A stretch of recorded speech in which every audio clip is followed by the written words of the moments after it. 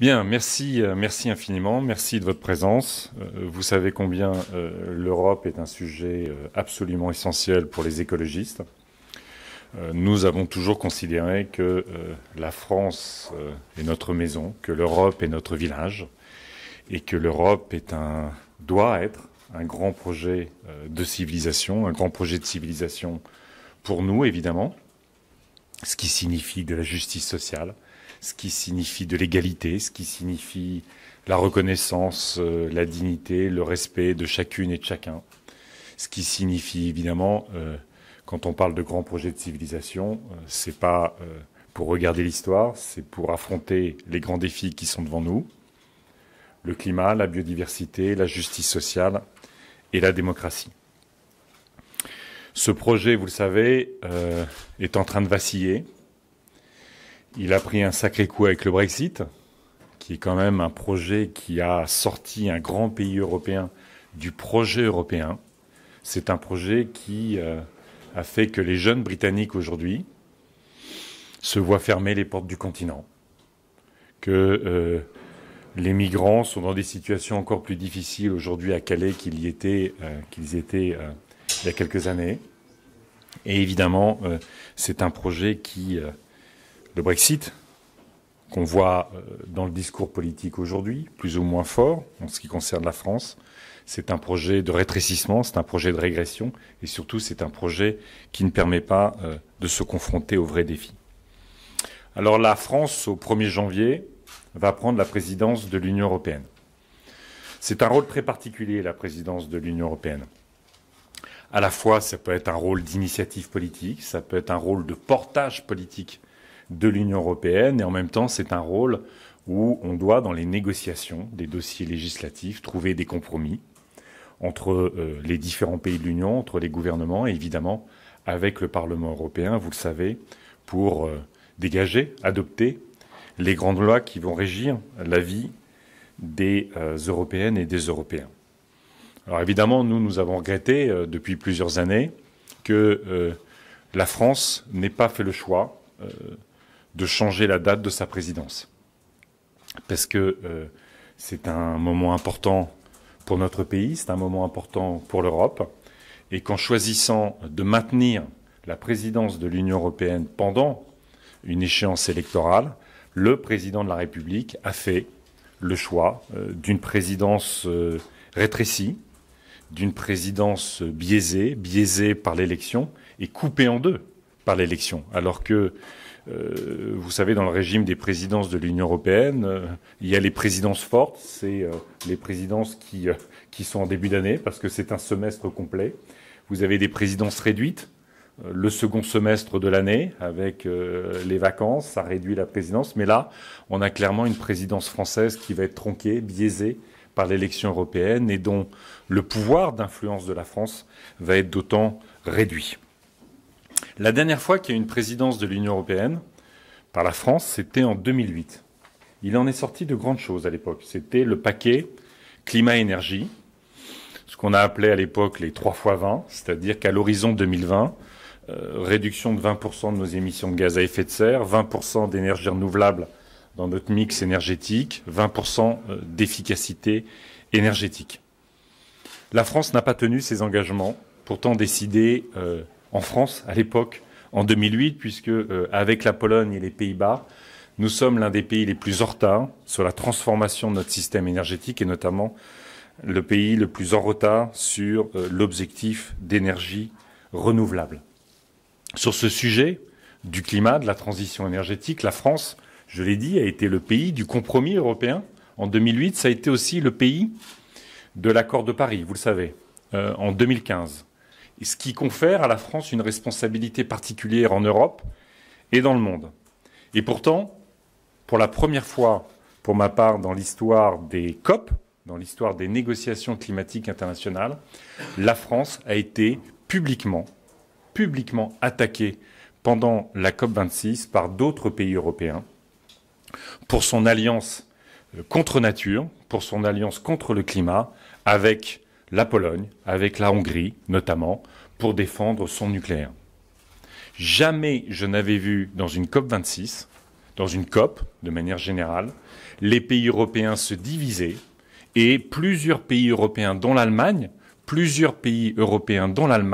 attaquaient publiquement, dans une COP, dans une négociation climatique internationale, la France pour son forcing sur le nucléaire, sur la taxonomie, qui est une énorme nuisance en matière d'ambition climatique européenne. Et donc, en tant que présidence française de l'Union européenne, les écologistes portent évidemment le fait d'adapter les objectifs climatiques européens à la science. Il faudrait aller vers moins 65% de réduction des émissions de gaz à effet de serre d'ici 2030.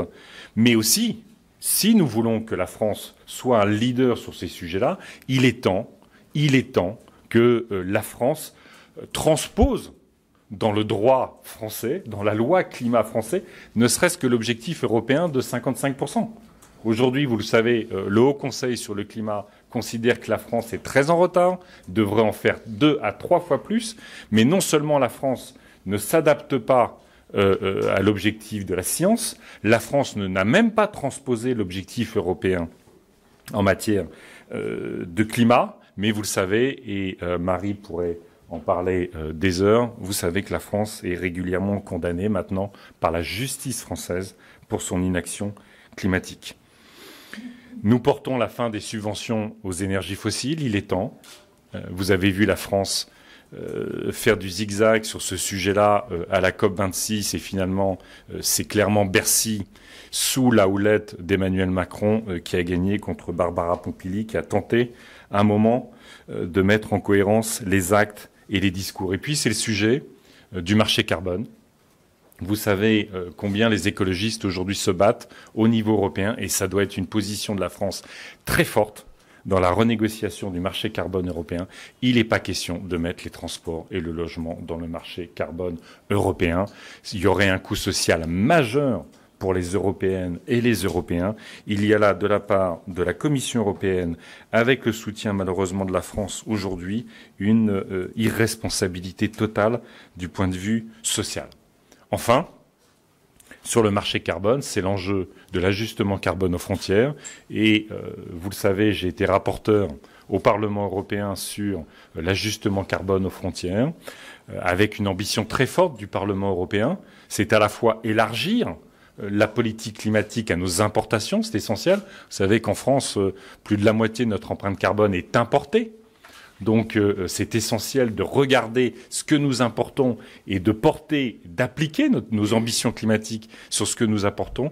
Et malheureusement, sous la pression de la France, la Commission européenne a fait une très mauvaise proposition en matière d'ajustement carbone aux frontières qui conduit à laisser des quotas gratuits dans l'économie pendant de nombreuses années et avec une période de transition, accrochez-vous, qui irait jusqu'en 2036.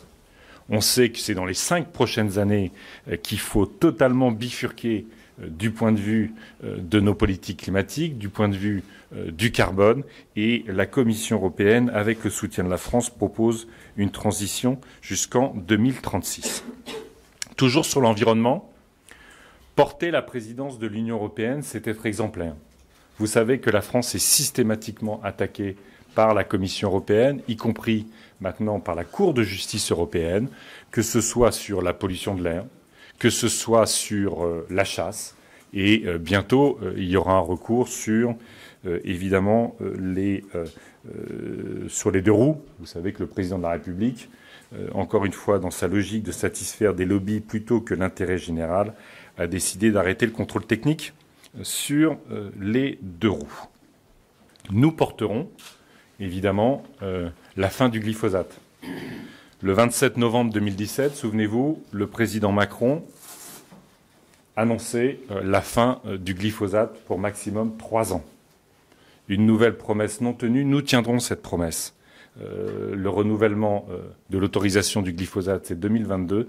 Nous tiendrons cette promesse de stopper et de porter au niveau européen la fin du glyphosate en l'appliquant évidemment à la France avec un objectif plus ambitieux encore sur les pesticides.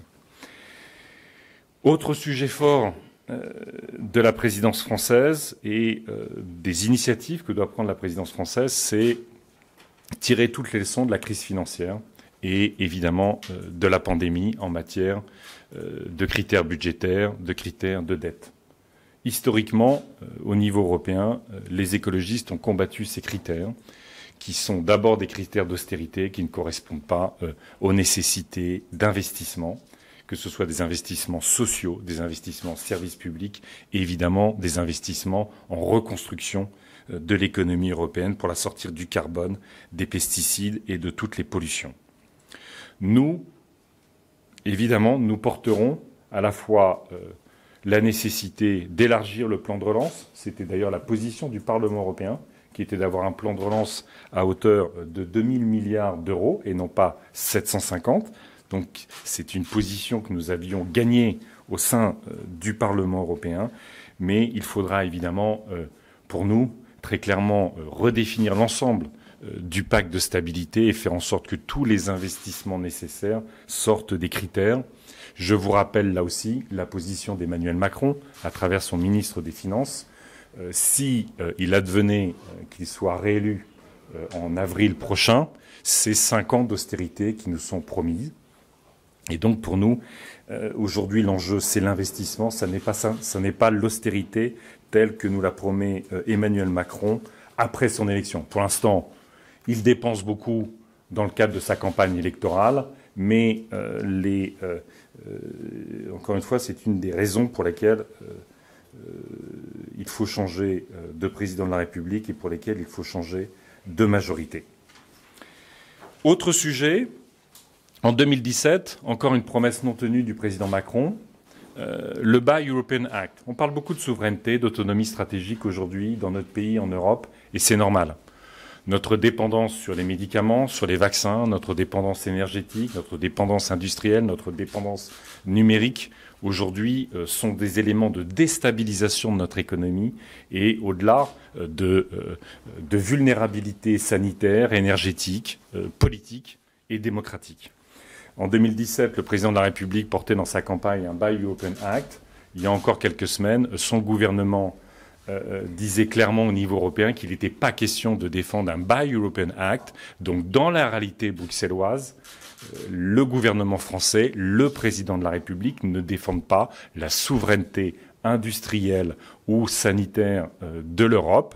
Et à chaque fois que Bruno Le Maire est interrogé là-dessus et qu'il prétend défendre le Buy European Act, ça s'appelle simplement un mensonge. C'est un mensonge et une déconnexion complète entre le discours qui vous est adressé et la réalité bruxelloise. Et puisqu'on parle de souveraineté, souvenez-vous, il y a le 30 décembre 2020, Emmanuel Macron s'invitant à la conférence de presse d'Angela Merkel, qui préside alors l'Union européenne, pour se satisfaire de l'accord d'investissement avec la Chine. Accord d'investissement avec la Chine au moment où Biden essaye de contraindre la Chine à cesser le génocide qui s'exerce toujours sur les Ouïghours, la répression sur les démocrates. À partir de là, on voit bien que pour Emmanuel Macron, comme pour Angela Merkel, les intérêts commerciaux sont bien au-delà des valeurs de l'Union européenne que nous devons défendre au sein de l'Union européenne, comme nous devons les défendre à l'extérieur de l'Union européenne. Il ne faut pas s'étonner qu'à partir de là, Américains et Australiens aient considéré que la France n'était pas un pays fiable dans le cadre du Pacifique et notamment sur sa capacité à résister aux sirènes du marché chinois. Pour nous, très clairement, la France, à l'ouverture de cette présidence de l'Union européenne, doit porter le boycott politique des Jeux olympiques en Chine, comme nous le porterons pour le mondial au Qatar. À l'inverse, vous le savez, plutôt que de porter nos valeurs, je l'ai dit, Emmanuel Macron préfère les affaires. Il préfère les affaires en Chine, il préfère les affaires dans le Golfe, avec l'Arabie saoudite, avec le Qatar, avec les Émirats arabes unis. Pour nous, dans ce cadre-là, la France, là encore, se met en porte-à-faux vis-à-vis des autres pays de l'Union européenne en apportant très clairement, en reconnaissant des dictatures, en reconnaissant Mohamed Ben Salman, en lui serrant la main, au fond, il est le seul chef d'État, dirigeant important au niveau international, à serrer la main de celui qui a fait découper à l'acier électrique un journaliste à l'ambassade en Turquie. Et c'est une faute, y compris en matière de politique de défense. Je cite des dates à chaque fois pour rappeler à quel point le discours pro-européen et la réalité de la dynamique de la défense du projet de civilisation européen est contradictoire chez notre président de la République. Vous vous souvenez qu'en août 2019, le président de la République reçoit à Brégançon Poutine et qu'il parle d'une alliance stratégique avec Poutine, y compris en matière de défense.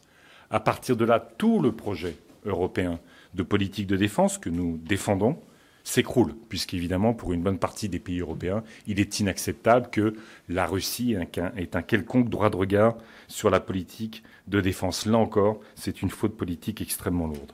Et puis, je finirai sur en janvier 2017, vous vous en souvenez sûrement, Emmanuel Macron fait cette déclaration. Il remercie Angela Merkel d'avoir sauvé nos valeurs communes en accueillant les réfugiés. C'était en 2017. Aujourd'hui, il intime l'ordre à son gouvernement d'aller arracher les tentes, de les déchirer, de récupérer les effets personnels et finalement de pousser encore plus à la désespérance et à tous les risques des femmes et des hommes qui ont tellement survécu jusque-là. Pour nous, c'est une politique totalement irresponsable, c'est une politique inhumaine.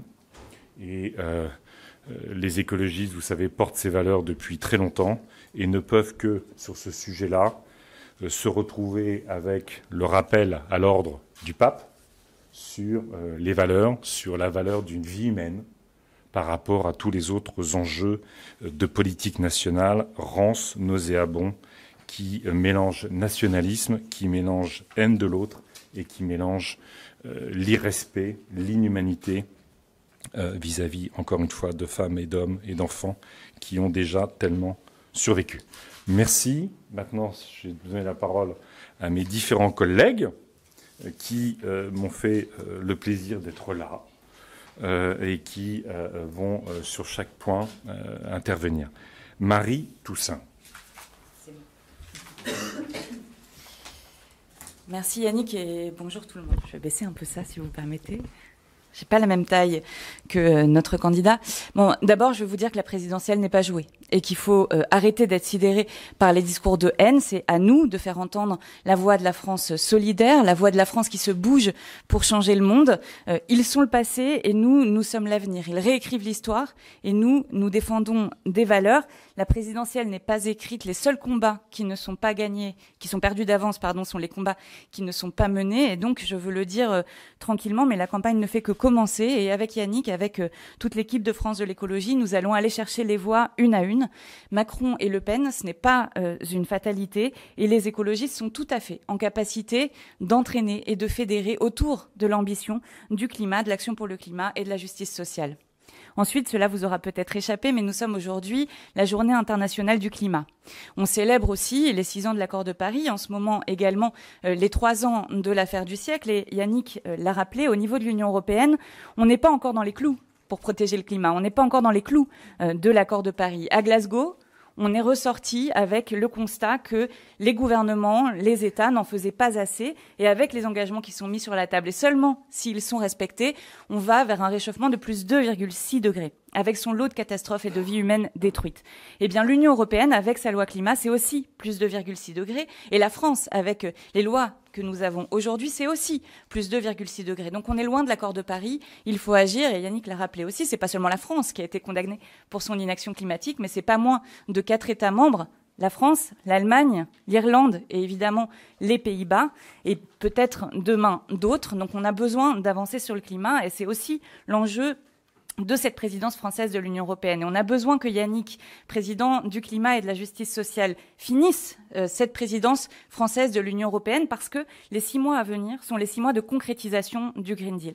Et vous savez, en 2019, tout le monde a fait campagne sur cette grande ambition, cette grande promesse qu'était le Green Deal. Eh bien, c'est maintenant qu'on est véritablement dans la mise en œuvre sur tout un tas de sujets. Yannick en a mentionné plusieurs, mais par exemple sur la question de l'énergie. Évidemment, on a besoin de passer à une Europe 100% renouvelable. C'est possible. Des scénarios le montre. Mais pour cela, il faut le préparer. Il faut s'y préparer. Il faut préparer les infrastructures, les politiques qui nous permettent d'aller vers ce 100% renouvelable, de sortir des énergies fossiles. Or, on a vu sur la question de la taxonomie qu'a évoqué Yannick, sur une alliance avec les pays qui sont non seulement anti-européens, mais aussi illibéraux et qui défendent le gaz d'Emmanuel Macron pour pouvoir financer son programme nucléaire qui n'arrivera par ailleurs pas à temps pour tenir nos objectifs climatiques. Eh bien, on a vu que la France n'était pas une actrice de cette transformation de l'Union et on le voit encore avec le paquet gazier qu'on attend aujourd'hui. On est sur la perpétuation du gaz, là où nous devrions en sortir d'ici 2035. Une présidence du climat et de la justice sociale de l'Union européenne, c'est une présidence qui prépare notre modèle énergétique, mais aussi les emplois et la transformation des territoires. Et nous, on tient nos promesses. Et on a fait campagne en 2019 autour d'une idée d'un traité environnemental européen qui permettrait de mettre quoi? De faire quoi? De mettre le respect du climat, l'action pour le climat, de mettre le respect des droits environnementaux des citoyennes et des citoyens, de mettre le respect des limites planétaires au sommet de toutes les normes. C'est-à-dire que demain, plus aucune loi dans l'Union européenne, plus aucun projet ne pourrait être développé, ne pourrait être financé s'il ne respecte pas ces obligations de protection du climat et des droits environnementaux. Alors, je ne sais pas si vous vous souvenez, mais à l'époque des élections européennes, Nathalie Loiseau et Pascal Canfin avaient proposé un pacte de soutenabilité. C'était une proposition moins ambitieuse que la nôtre, puisqu'il mettait le pacte de soutenabilité, de durabilité, au même niveau que le pacte de stabilité budgétaire. Nous disions non, il faut renverser la table, il faut que la question des droits humains et de la protection de la planète soit tout en haut. Mais quand bien même cette promesse, alors qu'Emmanuel Macron s'apprête à prendre la présidence française de l'Union européenne, a été oubliée. Eh bien, avec nous, cela, c'est fini. Les grandes promesses creuses, les discours du blabla qui ne servent à rien, c'est fini. Avec Yannick à la présidence de l'Union européenne, nous mettrons sur la table cette question du traité européen. Et puis je finis juste sur un mot. La transformation de notre modèle économique, c'est aussi la transformation de notre économie. Dans les mois qui viennent, on va aussi examiner des textes relatifs à la gouvernance des entreprises. Yannick l'affirme et le répète. On a besoin d'entreprises qui œuvrent, elles aussi, pour la protection du climat et pour la justice sociale. Il y a encore beaucoup de travail en la matière. Il faut que la France, là aussi, soit au rendez-vous. On a besoin d'obligations réelles pour les entreprises en matière de transparence, en matière de reporting, mais des obligations d'action également, et évidemment, la reconnaissance de l'écocide. Merci Yannick. Bonjour à toutes et tous. C'est toujours un sujet ardu, les questions européennes et la question des présidences françaises. Et je vous remercie d'ailleurs d'être là parce que c'est évidemment pas des sujets qui sont les plus sexy, comme on dit. Et moi, je vais vous parler en plus d'un truc encore moins fun, c'est les histoires de budget, de fiscalité et d'impôts. Bref, c'est un peu casse-pied. Le problème, c'est que c'est central parce qu'on vient d'en parler. La question de la transition écologique et la question de la dette Covid. On est censé rembourser 750 milliards d'euros. Yannick a raison de rappeler que si on avait fait confiance au Parlement, ça serait pas 750, ça serait 2000 milliards. Ce qui a bloqué, c'est les États. Je fais le petit tacle, parce qu'on on entend souvent qu'on serait mieux si c'était les États-nations qui décidaient de tout. Là, on voit bien qu'en matière de transition et en matière de plan de relance, c'est le fédéralisme européen qui aurait été plus ambitieux. Et quand on a fait ce plan de relance, quand on a discuté du budget pluriannuel, on a décidé d'autre chose, en accord avec les États, qui était un accord interinstitutionnel. C'était quoi ? C'était de répondre à la question fort simple qui est qui paye. Parce que quand on parle plan de relance, quand on parle transition, il y a une question fondamentale, c'est qui va payer ça. Si on fait rien, ceux qui vont payer ça, c'est les citoyens européens via les dotations des États au budget de l'Union européenne. Et ça, il faut l'éviter, parce que c'est ça qui provoque une fiscalité injuste qui pèse sur les contribuables captifs. C'est pourquoi il y avait plusieurs pistes de financement de ce plan de relance et à terme du budget européen. Ces pistes, c'était quoi ? C'était des impôts pour les gens qui aujourd'hui ne payent pas d'impôts, et notamment les plus riches. Exemple, les GAFAM. Exemple, les transactions financières. Exemple, le carbone aux frontières. Exemple, tous ces secteurs-là qui aujourd'hui arrivent à ne pas payer d'impôts. Et là, le moment de la présidence française va être déterminante, parce que c'est le moment où on va pouvoir, ou non, obtenir ces nouvelles ressources propres qui vont peser, encore une fois, sur les plus riches et non sur l'ensemble des citoyennes et des citoyens européens. Donc là, l'une des pressions que l'on fait sur le chef de l'État, c'est d'avancer sur ces ressources propres. J'ai eu l'occasion la semaine dernière de déjeuner avec le président de la République, avec l'ensemble des autres présidents de groupe parlementaires, parce que je représentais à cette occasion la présidence du groupe. C'était intéressant parce que quand on lui parle de ça, lui, il répond, et c'est déjà pas mal, mais il répond juste taxe carbone aux frontières. Or, la taxe carbone aux frontières, qui est déterminante, Yannick a travaillé sur ce dossier, il était même rapporteur pour le Parlement sur ce dossier, c'est, si c'est beaucoup, 15 milliards, 16 milliards par an. Si c'est comme c'est en train de se faire, c'est beaucoup moins que ça. La taxe sur les transactions financières, c'est 55 milliards par an. 55. Et c'est facile à prélever. Et donc là, il n'y a pas de réponse. Et pourquoi il n'y a pas de réponse? Parce que Bruno Le Maire ne veut pas de cette fiscalité sur les transactions financières. Il ne veut pas qu'on emmerde les gens qui travaillent en bourse. Pourquoi? Parce qu'il veut concurrencer la City depuis le Brexit. Bref. Et donc là, on a un vrai blocage qui est à la fois anti-fédéraliste, parce que le fait de ne pas avoir une fiscalité puissante européenne, c'est être contre l'Europe fédérale. Donc là, il y a une première contradiction. Et il y a un deuxième problème qui est également politique, qui est ce gouvernement ne veut pas s'appuyer sur l'Union européenne pour enfin faire payer les riches.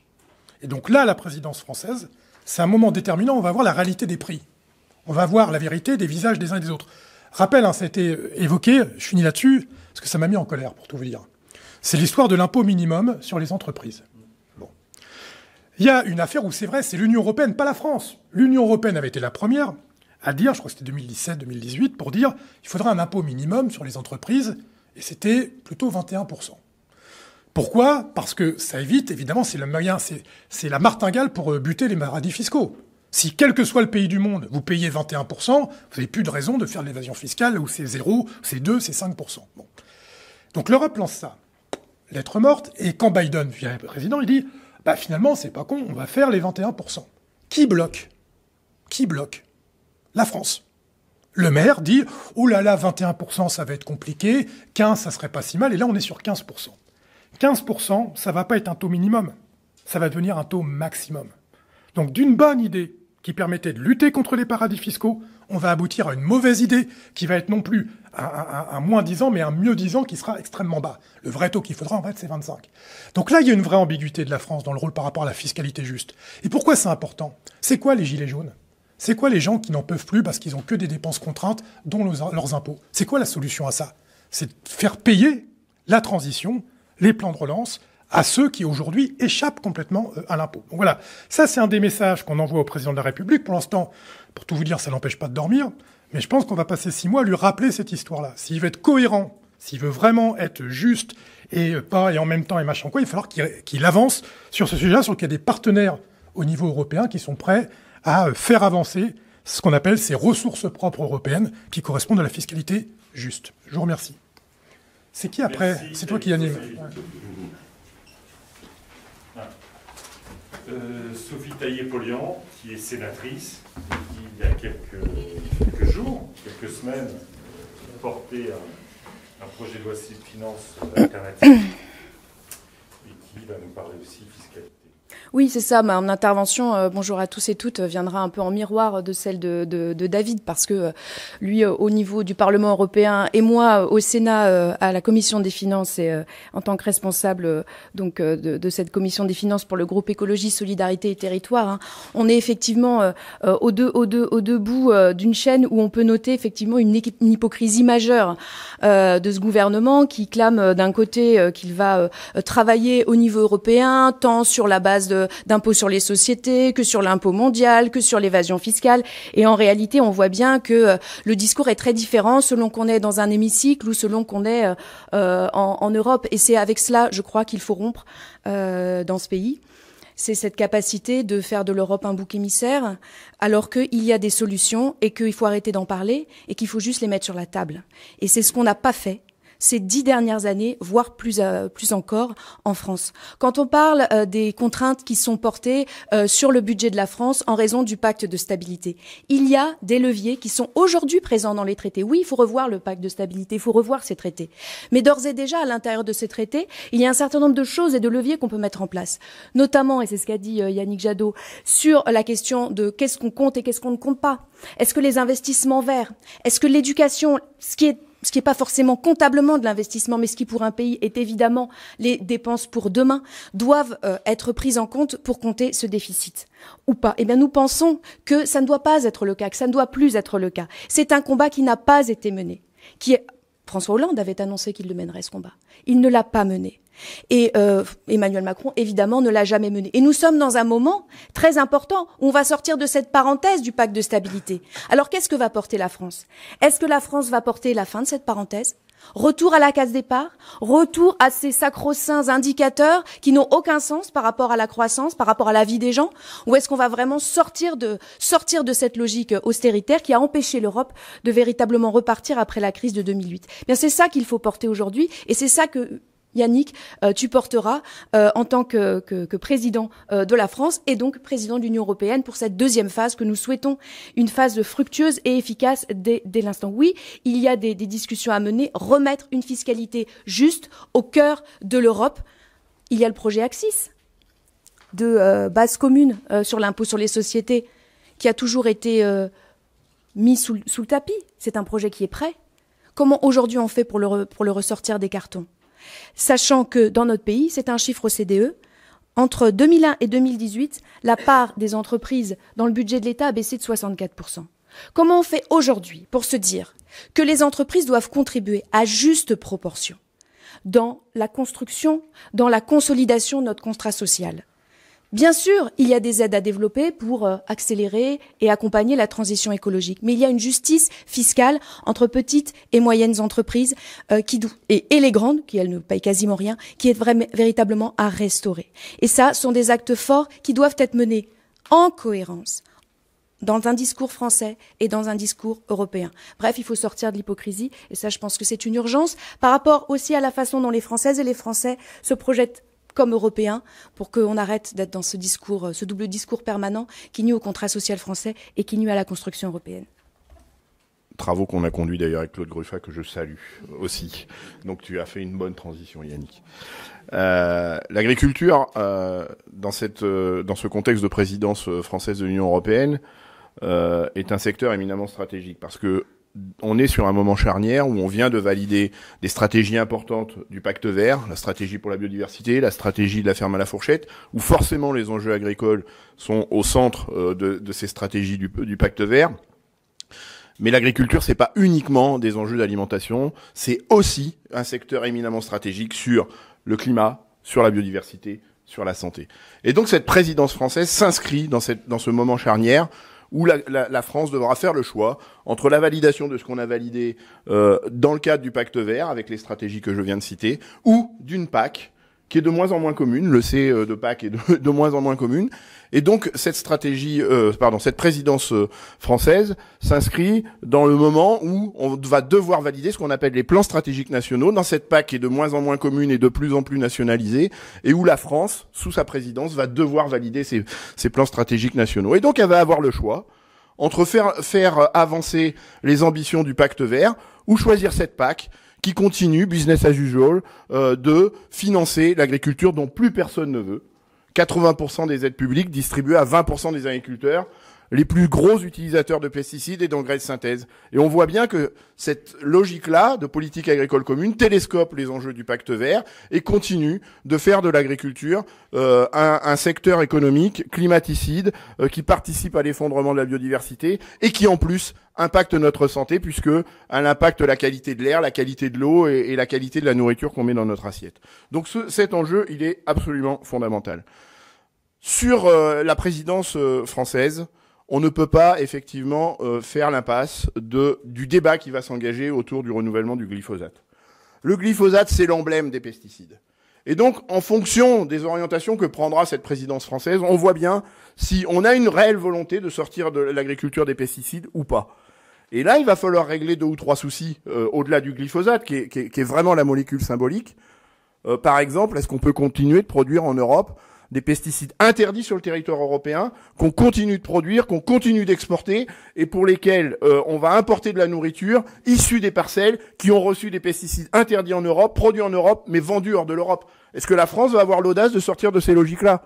C'est les fameuses mesures miroirs dont tout le monde nous parle, dont Julien de Normandie nous parle, en disant on a besoin de ces mesures miroirs parce qu'on doit imposer aux produits qui viennent en Europe les mêmes contraintes que ce qu'on impose à nos agriculteurs européens. Sauf que pendant la PAC, on a posé, et Claude s'en rappelle, les bases des mesures miroirs. Et le premier à les dessouder, ça a été Monsieur de Normandie. Et maintenant que la France arrive à la présidence de l'Union européenne, ils en font une priorité, alors qu'on avait le temps de le présenter pour la PAC pour les 7 prochaines années. Et puis, dernier sujet, c'est sur les OGM. Là, encore une fois, le choix, il est manichéen. C'est on avance sur une modification de la réglementation des OGM et on ouvre la porte à l'arrivée de nouveaux OGM, ou on soutient l'agriculture biologique. Déjà, la PAC oublie l'agriculture biologique. En moyenne, le budget consacré à l'agriculture biologique va être réduit de 40%. 40%. Est-ce que ça, c'est un gouvernement qui entend les attentes sociétales, qui prend à bras le corps les défis contemporains pour préparer l'avenir des générations futures, ou est-ce que c'est un gouvernement à la solde, à la botte des lobbies comme la FNSEA? C'est ça la vraie question. Et bien sur le sujet du glyphosate, c'est ça la réponse. C'est est-ce que ce gouvernement va savoir s'affirmer face aux lobbies de la FNSEA et des grandes firmes, ou est-ce qu'il va être en faveur de l'agriculture biologique qui relève les défis du climat, de la biodiversité et de la santé? C'est ça l'enjeu. C'est ça l'enjeu de cette présidence sur les OGM. Donc bien sûr, on luttera contre l'évolution de cette réglementation OGM à partir du 25 avril, quand nous, députés européens, on accueillera le nouveau président de la République, Yannick Jadot, pour prendre la présidence de l'Union européenne. Je vous remercie de votre attention. J'espère que j'ai pas été trop long. Donc Mélanie Vogel, qui a travaillé longtemps au niveau européen avant de rejoindre les terres du Sénat, et qui porte au Sénat, comme elle a porté au niveau européen avec nous toutes et nous tous, la question de la démocratie, la question de l'état de droit, la question essentielle de la dignité de chacune et de chacun. Merci. Merci Yannick. Je parle un peu moins fort que Benoît. J'espère que ce sera OK, que vous m'entendrez quand même. Donc, en effet, ça a été beaucoup dit, cette présidence française de l'Union européenne, elle arrive à un moment crucial pour l'Europe, un moment de la crise climatique, de la crise sociale, mais elle arrive aussi à un moment où, à l'intérieur même de l'Union européenne, nos valeurs fondamentales, les valeurs qui ont fondé l'Union, sont menacées. Je pense bien sûr à la Hongrie, à la Pologne. C'est pas le cas unique. Nous avons l'état de droit qui est menacé dans d'autres pays européens, en Slovénie, en Bulgarie. Bref, ce sont là les fondements et c'est tout ce qui permet en fait de faire de la politique, de mener des politiques publiques quand on n'a pas d'abord un état de droit qui fonctionne, des règles qui sont respectées, qui permettent des processus démocratiques, eh bien tout le reste ne peut pas suivre. Alors je vais vous parler de ces deux sujets, je vais pas être trop longue, l'état de droit et puis une question qui est fortement liée puisque c'est aussi le respect de nos valeurs à travers nos choix politiques, la question des ventes d'armes. Sur l'état de droit, je l'ai dit, nous avons d'extrêmement importants problèmes en Hongrie et en Pologne. Le Parlement européen a lancé des procédures qui s'appellent, je vais faire un petit peu de pédagogie, parce que peut-être pour les journalistes qui sont pas très spécialisés dans nos procédures à Bruxelles, enfin je dis nous, enfin voilà, les procédures à Bruxelles, ça s'appelle la procédure article 7, c'est la seule procédure, elle n'est pas parfaite, elle permet pas de tout faire, mais c'est la seule procédure qu'on ait dans les traités européens pour combattre les violations graves et répétées des droits humains et des libertés fondamentales dans l'Union européenne. Ces procédures ont été lancées contre la Hongrie et contre la Pologne, et maintenant la prochaine étape, c'est que le Conseil, eh bien, valide la suite de la procédure en statuant qu'il y a effectivement des violations. Et ce qu'on constate, c'est que depuis le lancement de ces procédures, eh bien au Conseil, il ne s'est presque rien passé. Alors on nous a dit oui, mais c'est le Covid, du coup on peut pas faire des auditions. Après on nous a dit oui, mais là on attend d'abord, comme le règlement européen est passé, peut-être qu'Orban va se calmer un peu. Ce qu'on voit, c'est que la situation empire. Donc ce que nous demandons à la France, c'est de peser de tout son poids pour qu'au Conseil, la procédure puisse avancer. Il n'est pas possible que dans l'Union européenne, quand on se prétend fédéraliste, quand on prétend défendre le projet européen qui est d'abord un projet de valeurs, eh bien, on ne fasse rien quand on a Orban, Kaczynski, qui sapent les fondements même de l'Union européenne. Ça, c'est une première chose qui peut être faite. C'est pas un délire de très long terme. Ça peut être fait par la présidence française. La deuxième chose, vous aviez peut-être suivi l'année dernière toutes les discussions autour de ce qu'on appelle la conditionnalité budgétaire. C'est-à-dire, c'est un outil qu'on a mis en place au niveau européen pour que, lorsqu'il y a des États qui violent les droits et libertés fondamentales, eh bien, on ait un mécanisme qui permette qu'ils cessent de gérer eux-mêmes les fonds européens, qui sont la Hongrie et la Pologne absorbent énormément de fonds européens. Quand il y a des risques graves de corruption, de violation de l'état de droit, eh bien, on ne peut pas supporter le fait que les États continuent de gérer eux-mêmes ces fonds quand on sait qu'ils ne vont pas être utilisés pour les objectifs pour lesquels ils ont été distribués. Ce mécanisme, pour l'instant, n'a pas été lancé. Il s'applique pourtant normalement depuis le 1er janvier. Depuis le 1er janvier, on voit quoi ? Eh bien, des violations des droits humains qui continuent, en Pologne et en Hongrie notamment, et il ne se passe rien. Donc nous demandons ici aussi que la France pèse de tout son poids pour que ce mécanisme soit activé et que, en Pologne et en Hongrie, on cesse finalement de financer des proto-dictatures directement avec l'argent européen. La troisième chose, qui est un peu plus prospective, mais la France peut jouer son rôle.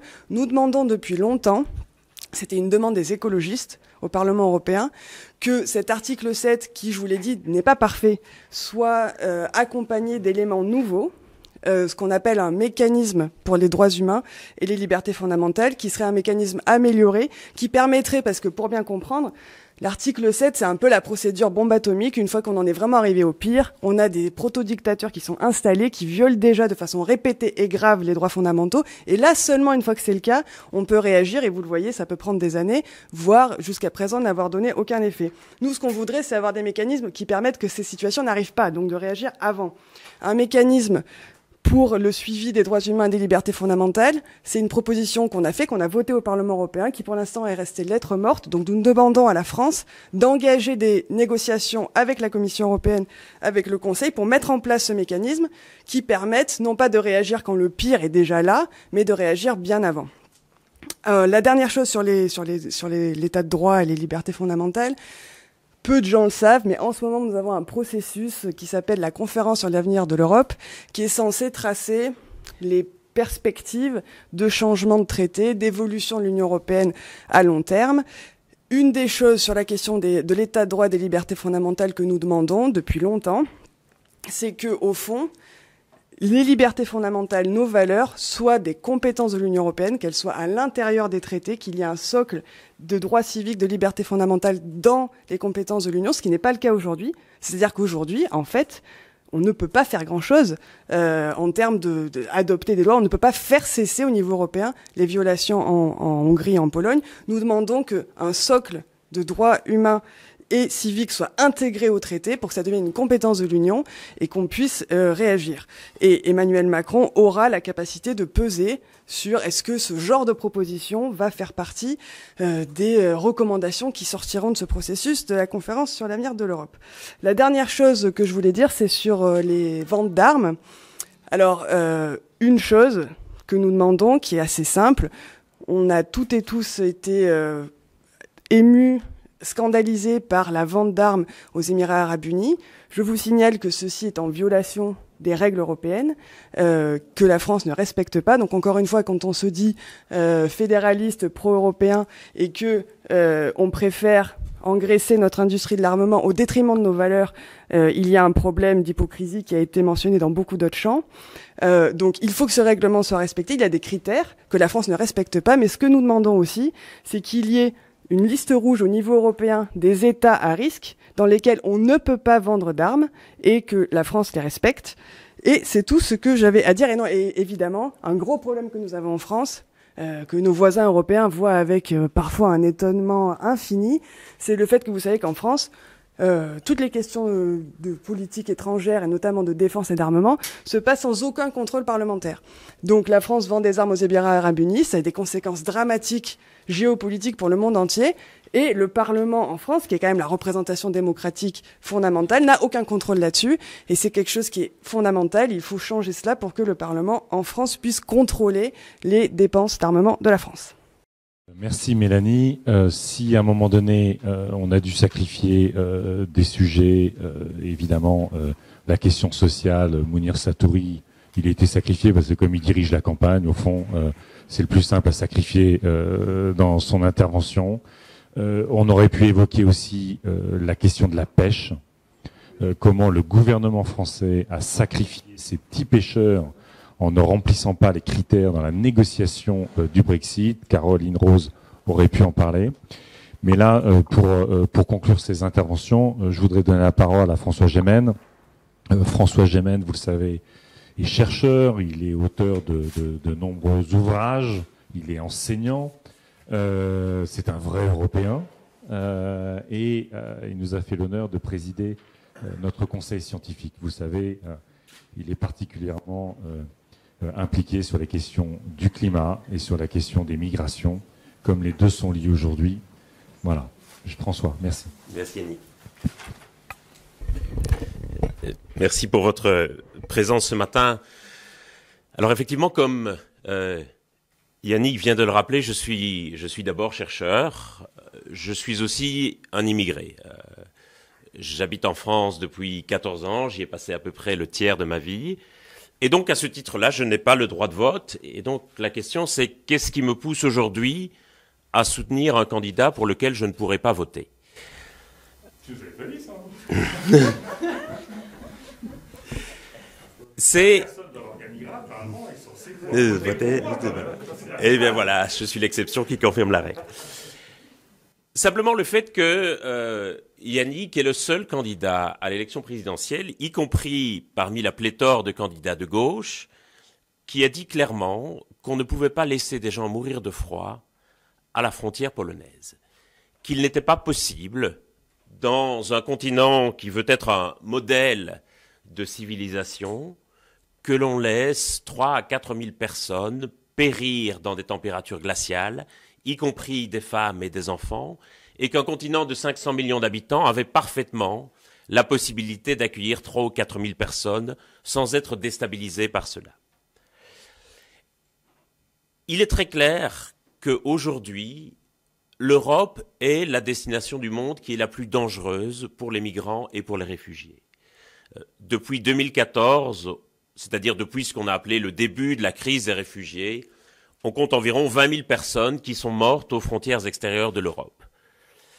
Et à ce chiffre, il faut malheureusement ajouter les 27 qui ont péri au large de Calais il y a quelques semaines, les quelques douzaines qui ont péri à la frontière polonaise et d'autres qui malheureusement continueront à s'ajouter au fil des prochaines semaines puisque nous persistons dans la même voie que celle qui a conduit à ce que les frontières extérieures de l'Europe deviennent aujourd'hui un cimetière à ciel ouvert. À n'en point douter, un des enjeux principaux de la présidence française de l'Union européenne, ce sera ce nouveau pacte sur l'asile et la migration qui a été proposé en septembre dernier par le commissaire Margaritis Schinas.